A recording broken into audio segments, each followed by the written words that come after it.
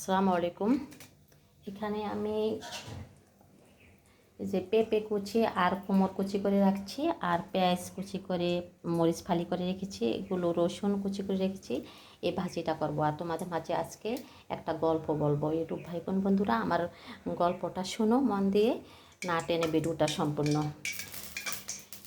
আসলে আমাদের পরিবারে, একটুখানি জালটা কমে দেই, আমাদের পরিবারে দেখা যায় জায়গা জমি ভাগ করতে গেলে যে ভাগ করে বড়, যে অনেক জায়গায় এরকম নয়, আমার কথার সাথে মিলবে এমন কোনো কথা নয়। দেখা যায় আমি ফ্যামিলিতে বড় আছি, কিন্তু ভাগের সময় অন্যান্যরা সব উপরে ভালো ভাগটাই নেয়, আর আমার ভাগটা ঠিকই পুকুরের ভিতরে থাকে। পুকুরে আপনি বড়, আপনি পুকুরের ভিতরে যান, প্রয়োজনে একটু বেশি করে দেবে। কেন রে ভাই, তোরা মেজো, তোরা ছোট, তোরা যাবি না কেন পুকুরে? আমাকে যেতে হবে কেন পুকুরে?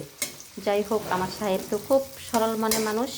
ভাই বোন ভালো থাকুক, সুন্দর থাকুক, সবাই ভালোটা নেক, তারপরে ওরা নেবার পরে আমি নেব, এরকম তার মন মানসিকতা। আসলে ওর মন মানসিকতা ভালো জানি, কিন্তু ও তো নিজে ঠকে, প্লাস আমাদের ফ্যামিলির সদস্যদেরকে ঠকায়। এটা ওকে আমি বলেছি যে তুমি দেখো, তোমার ভাই ব্রাদার যারা উপরে নিচে, তুমি কিন্তু ঠিকই ঠকেছ, ওরা কিন্তু জিতেছে। তুমি মাছ ধরলে একটা পর্যায়ে, কিন্তু মাছ তুমি একা খেতে পারবা না। বলে কি, মাছ পুকুরে আমি ফালাবো, তারপরে বিক্রি করবো, এখানে আমার লাভ হবে ভালো। ওদের কেন রে ভাই, উপরে যারা আছে তারা তো সুপারি গাছ লাগিয়ে দিয়ে বছরে ভালো অঙ্কের একটা ইনকাম পাবে, তুমি বোঝো না? আর তোমাকে সুপারি কে দিবে? সেইটা সুপারি বেচে তাদের পকেটে টাকা আসবে। আর তুমি মাছ ছাড়বে, মাছ ধরবে, মাছ বিক্রি করে মাছ খাবে, তখন কিন্তু তোমার ভাইদেরকে না দিয়ে তুমি খেতে পারবা না। অতএব তোমারই লস। তাই বলতেছি, বাইরে ভাগ করার সময় একটু বুঝে শুনে ভাগ করো।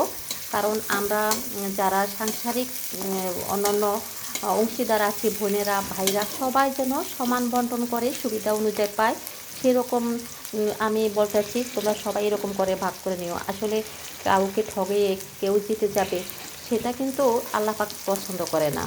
তুমি ঠিকই একটা জায়গায় ধরা খেয়ে যাবে। যে লোভে পাপ পাপে মৃত্যু কথা আছে না? আর এখানে লোভে পাপ পাপে মৃত্যু কথাটা বলেছি কেন? যারা লোভ করে বেশি, তাদের জন্য এই জিনিসটা হয়।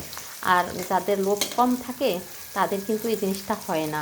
আসলে আমি অনেক কথায় কথায় অনেক কিছু বলে ফেলেছি, আমার ভিডিওটা লং হয়ে যাচ্ছে বন্ধুরা।